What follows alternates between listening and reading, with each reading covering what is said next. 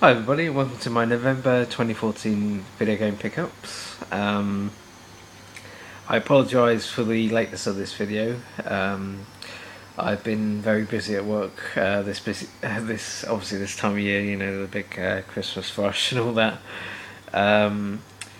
But hey, better late than never. And I've got 6 games to show you, and I'm gonna get started right now.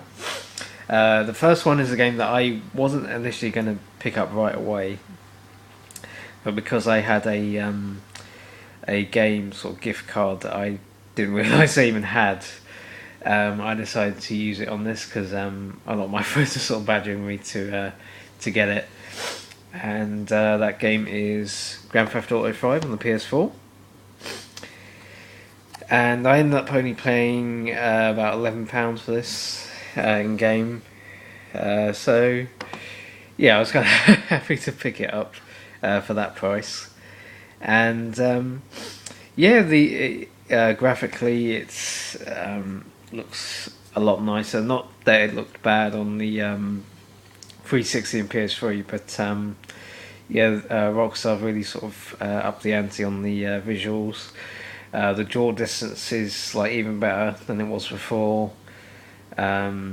There's a first-person mode which is really interesting. So at times it's a little bit awkward when you're trying to sort of run away and stuff like that and turn quickly. But it's really good for like driving. It's hilarious when you're in a police chase, and the shooting parts in first person are really good as well. Plus all the DLC that's been released is all packaged in this game, and there's no like horrible like teething issues with the online like there was when it first came out last year. And yeah, overall it's a really a fantastic variety of content, and if you've not played it before, then this is definitely the time to do so.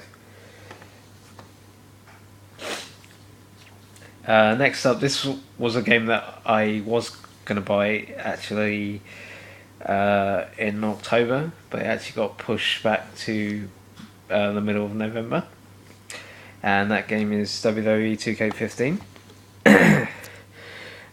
Now, before I talk about the game, I was really disappointed that they put like John Cena on the cover, considering all the emerging talent like Seth Rollins, Dean Ambrose, like Bray Wyatt. Even Daniel Bryan, who like we knew of like before this year, but has really sort of stepped up and had a great year. You know, culminating in WrestleMania. You know, he probably had you know a good a shout as anyone to be on the cover, but for whatever reason they've decided to put Cena on there. But oh well. But the game itself is a little bit of a mixed bag. The negatives is that there's a lot of created content like customization that's been sort of stripped away, and I don't really know why they did that. Maybe because apparently they wanted to release this in March, but WWE basically said we want to release it before like Christmas time, and maybe that's why there's some stuff missing. But and also the gameplay is a little bit different from last time. There's a stamina bar, and everything's a little bit slower, which for some might put people off.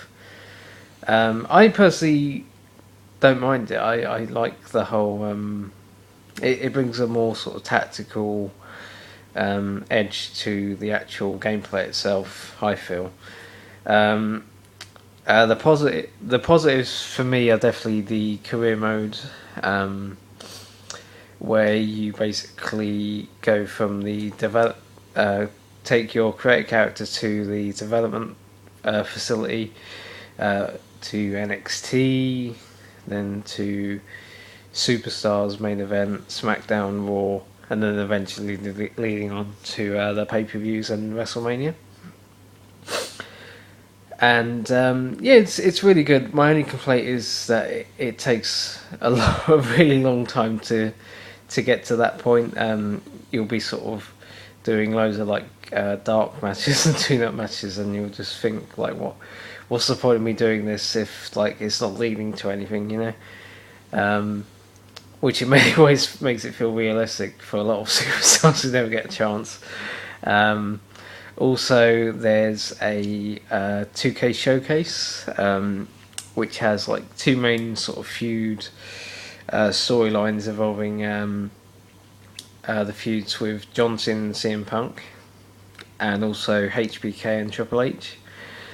And they're really good. It's not, it is solely focused on them, but there are other wrestlers for each storyline involved as well. So it's not just those two who you'll be like facing. And there's also a lot of online modes. I haven't had a chance to play them as yet because a lot of my friends haven't got this game, but when they do, I'll definitely play them. But yeah, overall it's a decent package, but I feel that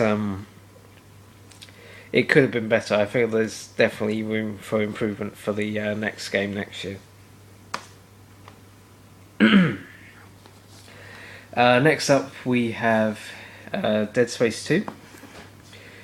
And now I did have this on the 360, but it came with 2 discs, and I'm not really that fond of like disc swapping that often. I know in certain instances on the PS1 it's kind of necessary, but for like this day and age, you know, it shouldn't really happen, in my opinion anyway. So I ended up getting the PS3 version, while swapping out with the PS3 version. And I do really like the game. It's not as scary as the first one, but I feel it's a lot better than the third one, which I felt was very underwhelming and disappointing. I really like the set pieces and the introduction of new characters. I do like that Isaac speaks this time, even though some people complained. I feel that they couldn't do 2 games in a row where he didn't have anything to say, you know. And I really like Ellie, one of the characters in the game. I feel she's a really good, strong female character.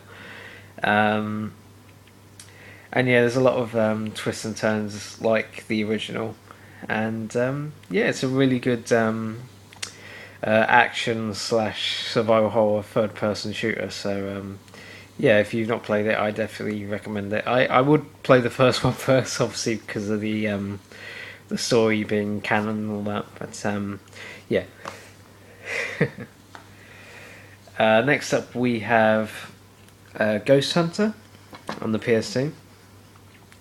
Now, originally I wasn't going to get this, but it's developed by Studio Cambridge, and they made Primal, which I've been playing recently and really had a lot of fun with. And then when I beat the game, there was a trailer for Ghost Hunter, which was apparently their next game. So it kind of got me intrigued, and yeah, I ended up buying this. So yeah, it was only a few quid. I have heard a lot of complaints in regards to the camera there. It's like it's almost too close, like it should have been a little bit more further back. But other than that, I've heard it's, you know, it's a pretty solid third person like shooter involving a lot of ghosts and all that. So and yeah, I thought I'd give it a go. You know, it only cost me £2, £2.50, something like that. So I thought for that price, I thought I'd give it, you know, an opportunity. And I haven't had a chance to play it yet, but I will do it at some point. Next up, we have a game that I did already own on the Wii, but I'm not a big fan of like motion controls, and I saw an opportunity to get this on its original platform, and that is Pikmin II on the GameCube. Now, I actually traded in a lot of games at CEX, and I managed to get enough install credit to get this there. And it's a really, really good adventure game where you play as Captain Alomar, and like you did in the original game, you also have like another companion there. I forget his name though. It's been a while since I played this. The one difference, and this is kind of key, is that there's no time limit in this one, so which I think is a massive positive, because with the first one you were kind of limited in regards to time, so you, like, constantly trying to rush, but in this one you can go at your own pace, explore as much as you want, and not have to worry about I mean, there is the whole I think there is the whole like night cycle and all that, but and like getting back to your ship, but other than that, it, you know, you can sort of explore as much as you want, and yeah, it's a really interesting game. You have like these different types of Pikmin who can do certain things. Some can like attack better, some move faster, and some are stronger and all that. And yeah, it's a really good game. It's also, I think it's 2 players. So if you have a friend who wants to join in with you, you know, you can do that as well. And yeah, it's a really good little adventure game. I really hope to get a Wii U at some point, because Pikmin 3 was one of the first games that came out for the Wii U that really wanted me to go and buy one. So yeah, hopefully one day. And finally, I have Wolfenstein: The New Order for the PS4. Now, this one was actually on sale during November for about £25. Usually, it's around double that. And I went to buy this, and I was told that they had the sort of limited edition, or occupied edition as this is called, and I thought, you know, it's the same price, why not? And it comes with all these sort of little goodies here, and the game itself is pretty much a throwback to the older style FPS. There's no like regenerating health. Oh, although there is a little bit of regenerating health, but a lot of the health you have to sort of pick up. There's a lot of traditional weapons like the pistol, shotgun, you know, the assault rifle. There's an interesting little gadget where you can manipulate different types of metal. Like, you can sort of use it to cut open fences and vents, and you can walk through and all that. And yeah, it's a really, really solid FPS.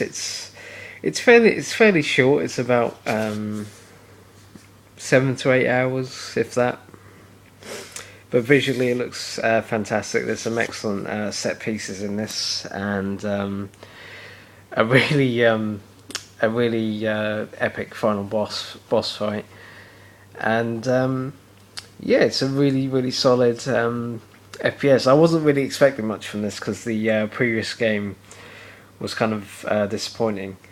It was the Wolfenstein that came out for the 360, I believe it was, and that one was kind of meh. But this one is really, really a step up from that one. It also comes with the Doom beta I'm guessing for Doom 4. I'm guessing for Doom 4. Of course, it's for Doom 4. And yeah, I'll definitely look into that whenever that comes out. And yeah, it's a really good game. One of the surprisingly good games of this year, definitely. I'd probably put it in my top 10 games of the year, but it wouldn't win the game of the year, but it's definitely in that top 10 area. Okay, and that's all the games I have for this month. Thank you very much for watching, and I will see you for my December video game pickups. Take care, everyone. Bye bye.